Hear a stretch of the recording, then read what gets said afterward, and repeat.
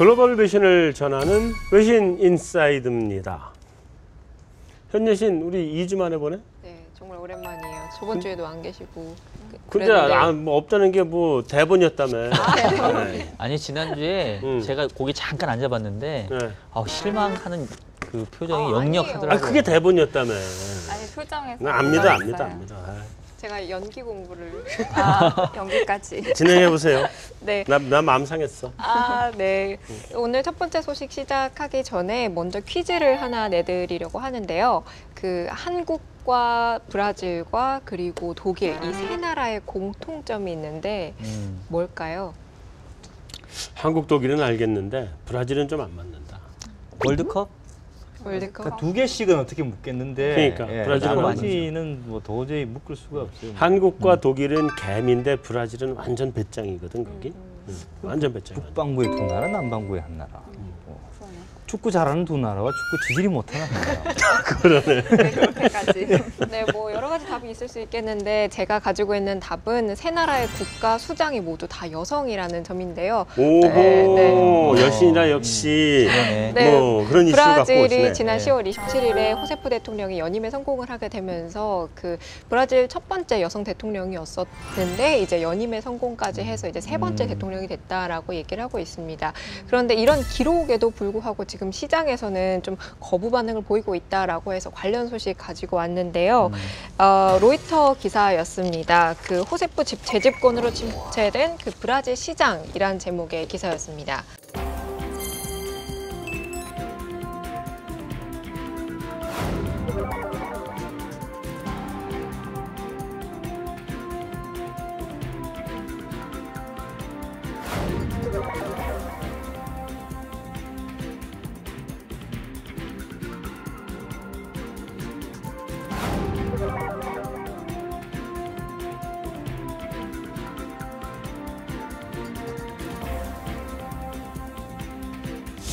호세프 대통령이 연임을 한 거를 두고 지금 금융시장에서는 심지어 좀 악재라는 표현까지 썼는데 사실 그날 당시 그 대통령 당선이 됐던 날에 그 브라질 증시가 6% 정도 하락을 했거든요. 그런데 이 정도로 그 시장에서 거부 반응을 보이는 이유가 있다면 뭐가 있을까요? 결국 이제 연임에 성공했지만 기본적으로 정책의 어떤 정체성 자체가 복지를 중심으로 하는, 그러다 보니까 재정의 어떤 부담을 상당히 많이 일으키고 기업에게 부담이 가는, 그러다 보니까 아무래도 경제 활동에 대한 어떤 부정적인 인식, 또 기업에 대한 부정적인 인식, 이제 이런 것들이 뭐 주가뿐만 아니라 헤아라라든가 전반적으로 다 이 브라질 통화 자산의 약세로 좀 최근에 나타나고 있는 상황이에요. 부연 조금 하자면은 사실 그 시장의 관점, 금융시장의 관점 또는 뭐 주주랄까요? 주식시장 같은 주주의 관점, 이런 관점에서 본다 그러면 분명히 안 좋은 대통령이죠. 기업 돈을 가지고 조금 복지에 쓰겠다는 그런 이야기를 할 수밖에 없으니까요, 그죠? 근데 이제 그게 아니라 지금 세계 경제가 직면해 있는 그런 소득 불평등의 문제가 해결되는 하나의 또 그 어떤 모습이 브라질에서 나타났다, 이렇게 저는 보면 될 것 같고요. 아마 이런 추세는 제가 볼 때는 되돌리기 힘들 거라고 보고, 뭐 우리나라든 아니면은 뭐 세계 곳곳에서 이런 류의 어떤 대통령들이, 정치인들이 계속 선거에 승리하는 일들이 앞으로 많이 벌어질 수도 있다고 저는 보고 있습니다. 예. 그런데 기사에서는 그 지난 정책을 통해서, 분배 정책을 통해서 한 4천만 인구 정도가 생계를 조금 회복을 할 수 있게 됐다라고 얘기를 하고 있는데, 저는 조금 아쉬웠던 게 그 사람들의 생계가 조금 나아진 거는 경제적인 수치로 계산이 조금 안 되는 것 같아서 무조건적으로 그런 정책이 좀 경제에 손해를 입힌다라는 시각의 기사인 것 같아서 여기에 대해서는 어떻게 생각하세요? 파이낸셜 타임즈인가요? 이 기사가 어디서 로이터, 나온 거죠? 로이터죠. 지극히 투자자 입장을 대변하는 언론이니까 그렇겠죠. 투자자의 시각에서 보면은 쥐어짜든 뭐 어쨌든 간에 이제 그 나라를 아주 나이스하게 화장을 시켜놓는다 그러지 않습니까? 그죠? 비슷한 게 이제 그거지 않습니까? 기업을 인수해 가지고 이제 좋은 기업 만들어서 되팔아서 차익을 남기는 사람 입장에서는 종업원의 어떤 그런 뭐 문제 이런 거 감안 안 하고 비용을 적게 쓰는 기업으로 만들기 위해서 다 잘라버리지 않습니까? 바꿔서 생각하면 그 4천만 인구가 소비자가 되는 건 아닐까요? 지금 브라질 경제의 가장 큰 문제점은 이제 물가가 높다는 거거든요. 브라질 현재의 그 물가 타겟 수준이 상단이 한 6.5 정도인데 지금 물가 상승률이 계속 그 이상을 지금 기록을 하고 있고요. 최근에 이제 가뭄 때문에 농산물 가격이 올라온 부분도 있지만 이 브라질 경제에 대한 실망감으로 해서 자금이 이탈하면서 헤와라가 약세로 가면서 더 물가 상승 압력들을 더 가중시키고 있어요. 그래서 그 얘기는 시장에서는 지금 이 새로운 정책에 대한 새로운 경제팀에 대한 기대가 별로 없다라는 거고, 앞서서 얘기했던 것처럼 일기의 정책 기조는 그대로 가져가고 사람만 바꾸겠다는 건데 제가 보기에는 반대로 뒤집어야 될 것 같아요. 그러니까 사람은 놔두되 차라리 정책의 방향을 바꾼다면 뭔가 다른 방향을 갈 수 있을 텐데, 지금까지 실망을 줬던, 그러니까 뭐 관점의 차이겠지만 투자자 입장에서 실망을 줬던 정책 기조를 계속 가져가겠다라는 상황이라 한다면 경제에는 좀 더 부정적일 것 같고요. 실제로 이제 우리 녹화 오늘 진행하는 목요일 날 오늘 그 브라질에서 기준금리 인상을 좀 단행을 했는데 자금 이탈을 좀 막아보려고 금리 인사를 했지만 여전히 투자자들을 좀 끌어모이기에는 상당히 조금 역부족인 것 같고, 결국은 차입을 통해서 그동안 경제가 좀 버팀목을 이렇게 가져왔기 때문에 조금 더 상황은 더 안 좋아질 가능성이 커지지 않았나. 한때 그 브라질 투자가 붐이 굉장히 일었었는데 그래서 국제 투자 많이들 하셨었잖아요. 그런데 이렇게 좀 연임이 되고 상황이 악화가 됐다라면 그때 투자하셨던 분들은 이 상황을 어떻게 대처를 하셔야 될지 조금 궁금하고, 또 반대로 생각을 했을 때 위기를 기회라고 생각하시고 투자를 하겠다라고 나서시는 분들은 언제쯤 투자를 하면 괜찮을까요? 글쎄 이거 얘기 되게 너무 어려운. 되게 민감한 문제인데. 간단하게 얘기하면 옛날에 투자를 놔두고 투자 견해를 받았던 사람 중에 하나인데요. 그 간단하게 얘기하면 이제 그때 다 속은 거죠, 한마디로. 그때 투자한 사람들 지금 다 깨져 있을 걸, 그지?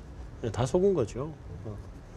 지금 투자를 하면은 뭐 헤아라가 굉장히 약세가 됐으니까 좀 괜찮지 않겠나 생각을 할 수 있는데 모르겠습니다. 이게 항상 지하 1층이 끝인 줄 알았는데 지하 2층 항상 나오거든. 브라질 헤아라에 환해지를 할 수 있어요? 해알 원을 일단 보셔야 되는데 비용이 너무 많이 들어요. 그치? 그래서 환해지를 하면 거의 뭐 남는 채권 게 없죠. 거의 그치. 남는 게 없다고 보시면 되고, 음. 일단 해알하고 원하고 어떤 게 더 좋아 보이느냐를 일단 좀 생각해 보시면 될 것 같아요.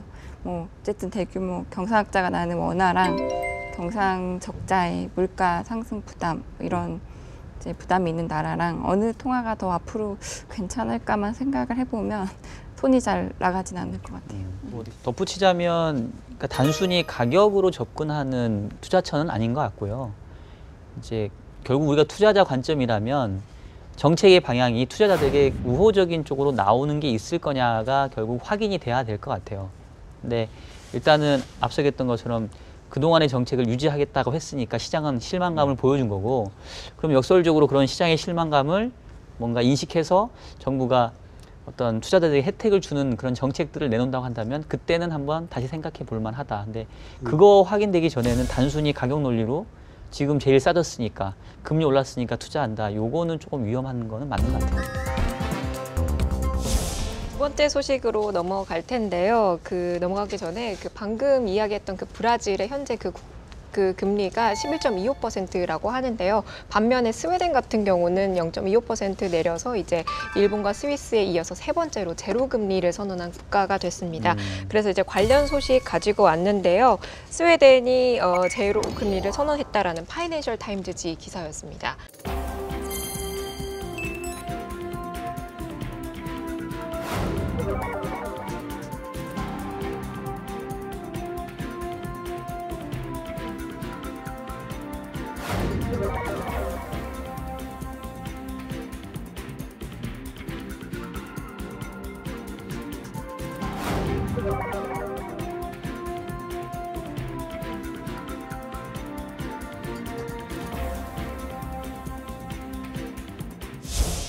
제가 표를 보여드릴 텐데요. 여기 보시는 그래프가 그 스웨덴의 2011년부터 지금까지 기준금리의 움직임을 보인 그래프입니다. 지금 3년 사이에 지금 2%에서 0%까지 움직인 그걸 볼 수 있는데요. 사실 월스트리트 저널에서는 이 움직임을 두고 오디세이 같다라는 그런 비유적인 표현을 썼어요. 그만큼 굉장히 변화무쌍하다 뭐 이런 뜻인 것 같은데 전 박사님 이렇게 단기간에 금리가 많이 변동한 이유가 있다면 뭐가 있을까요? 우선 그 사실은 스웨덴 중앙은행의 오판이죠. 잘못 판단한 겁니다. 2011년 당시에는 그 부동산 가격이 위험해 보였을지 모르겠습니다만 다른 한편에 그 사람들의 마음속에 있었던 거는 재정 위기 같은 이런 문제들이 심각하지 않다는 생각을 했을 거거든요. 그러니까 이제 자산 가격 버블을 막기 위해서 금리를 올린 건데 사실은 그 지금 현재 상황이 그 미국이 금융위기를 겪고 2008년에 리만 사태 터지고 2010년에 유럽에서 재정위기가 터지고 그 이후로 다시 다른 큰 위기는 없습니다만 지금 그 신흥국들이 계속 불안에 시달리고 이게 우연히 세계가 그냥 나란히 그렇게 가는 게 아니라 지금 구조적으로 글로벌 경제 구조적인 문제가 있어서 그런 건데 그거를 지금 인식을 못하고 자기 나라 그 물가 잡겠, 그 부동산 가격 잡겠다고 금리를 올린 거잖아요, 그죠? 촐싹된 겁니다, 사실은. 야, 근데- 아무리 그렇지 중앙은행에다 대고 좀 안 심했다. 보시니까 괜찮아요. 근데 저는 스웨덴 중앙은행에 대해서는 중앙은행 안 조금 모욕적인 말을 해도 된다고 생각하는 게 이 사람들 생각 빨리 고쳐야 돼요. 지금 이 사람들이 가지고 있는 패러다임이 뭐냐면은 1980년대의 그 인플레이션 시대 그 패러다임을 가지고 있거든요. 아직도. 79년도에 2차 석유 파동 나면서 물가가 천정부지로 치솟으니까 중앙은행들한테 인플레이션 파이터 역할을 강력하게 요구했습니다. 그죠? 지금 인플레이션은 멸종했는데 아직도 인플레이션 사냥하러 다니고 있어요. 그러면서 인플레이션하고 비슷한 동물만 보이면 쏴 죽이고 있습니다.